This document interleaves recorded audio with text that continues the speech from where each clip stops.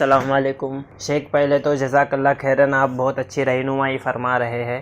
مجھے یہ پوچھنا تھا کہ جس طرح حدیث میں آتا ہے کہ جو قرآن بھولے گا اس کو عذاب ہوگا قیامت کے دن، تو بہت سے لوگ اس ڈر سے قرآن اگر حفظ نہ کریں تو یہ صحیح رہے گا؟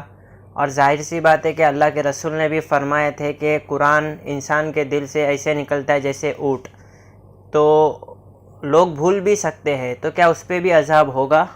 اور ہوگا تو پھر حفظ کرنا چاہیے یا نہیں کرنا چاہیے؟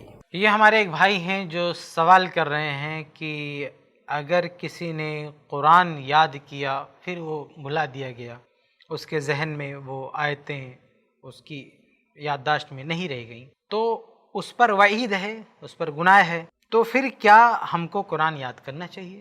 کیونکہ قرآن یاد کرنے کے بعد ہمیں یہ اندیشہ ہے، یہ شبہ ہے کہ ہو سکتا ہے بھول جائیں، اور بھول جائیں گے تو ہم کو گناہ ملے گا، اس سے بہتر ہے یاد ہی نہ کریں۔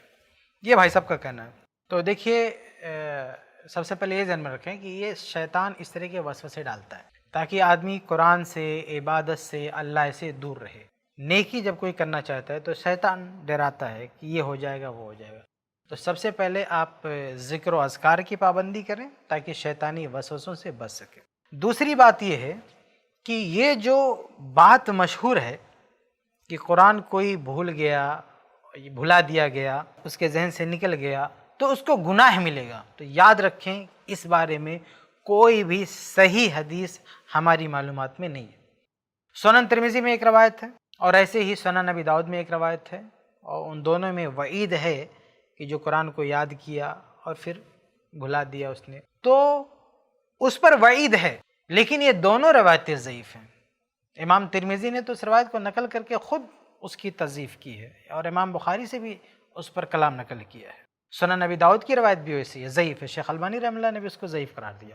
تو یہ روایتیں ضعیف ہیں، ہماری معلومات میں کوئی ایسی صحیح روایت موجود نہیں ہے جس میں یہ آیا ہو کہ کسی نے قرآن کو یاد کیا پھر اس کے ذہن سے نکل گیا تو وہ گنہگار ہوگا، ایسی کوئی بھی حدیث ہماری معلومات میں نہیں۔ ہاں، علماء نے یہ بات لکھی ہے، اس سے انکار نہیں ہے، اور شاید ان علماء نے ان روایات کی بنا پر یہ بات کہی ہے، لیکن تو سب سے پہلے یہ ذہن میں رکھ لیں کہ یہ جو آپ کا شبہ ہے نا، جو آپ سوچ رہے ہیں کہ وہ کسی نے قرآن یاد کیا پھر بھلا دیا گیا تو پھر اس کو عذاب ملے گا، گناہ ملے گا، ایسی کوئی روایت نہیں ہے۔ دوسری بات یہ ذہن میں رکھیں کہ بھلانے کی بھی دو شکل ہوتی ہے کہ ایک آدمی نے قرآن یاد کیا پھر وہ بھلا دیا گیا۔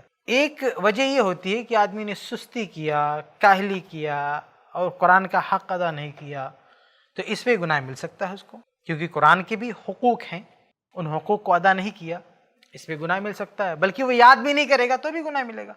بھئی قرآن کا کچھ حصہ طالب العلم فریضۃ علی کل مسلم، ہر مسلمان پہ فرض ہے کہ قرآن کا کچھ حصہ اس کو یاد ہونا چاہیے، نماز میں پڑھے، اور قرآن کی جو تعلیمات ہیں وہ بھی اس کو یاد ہونی چاہیے، تو کچھ حصہ تو ضروری ہے۔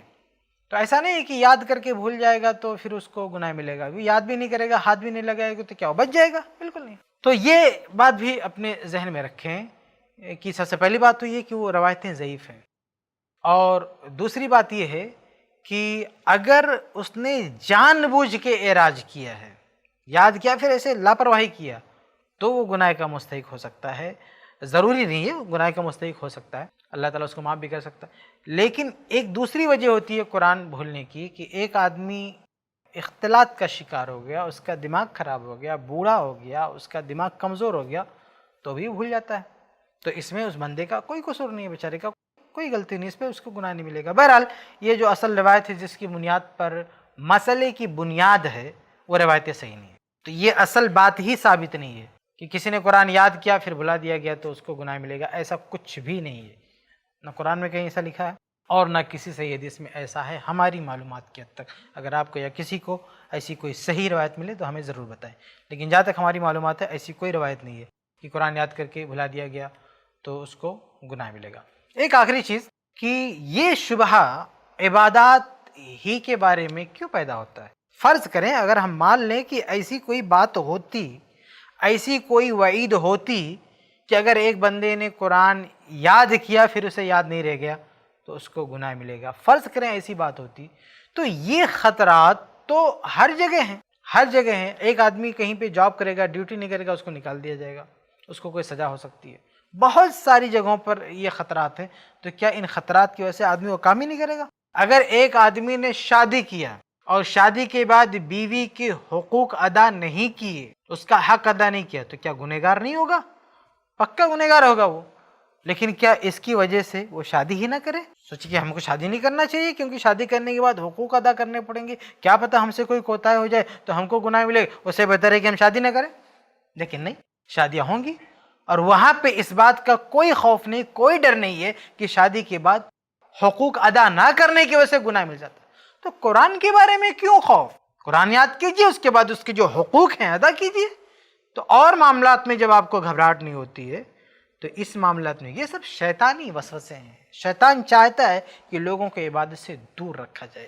اس لیے اعوذ باللہ پڑھیں، ذکر و اذکار کریں، اور جتنا اللہ نے توفیق دی ہے جتنا ہو سکے زیادہ سے زیادہ اللہ تعالیٰ کی عبادت کریں. اللہ ہم سب کو اللہ رب العالمین کی زیادہ سے زیادہ عبادت کرنے کی، ذکر و اذکار کرنے کی، قرآن پڑھنے کی، قرآن یاد کرنے کی توفیق دے. آمین رب العالمین. امید ہے کہ آپ کو جواب مل گیا ہوگا. ایسے ہی اور ویڈیوز بنانے میں ہماری مدد کریں. آئی پلس ٹی وی کو ضرور ڈونیٹ کریں.